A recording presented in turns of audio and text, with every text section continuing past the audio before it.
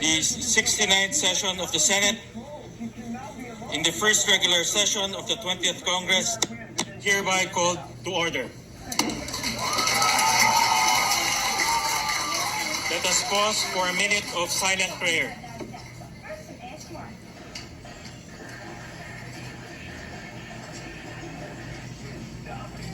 Amen.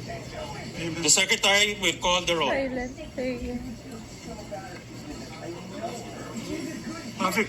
it be put on record that the Secretary refused to call the roll. Let the Deputy Secretary for Legislation to call the roll.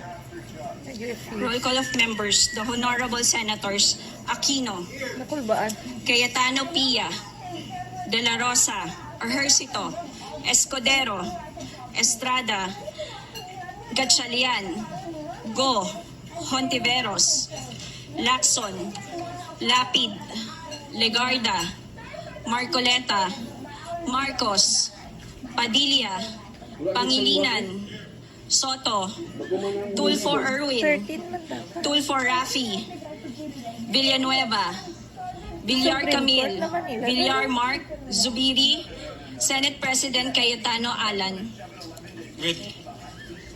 With 12 senators present, the chair declares a quorum. Mr. Presiding Officer, I move to declare all elected positions in the Senate vacant. The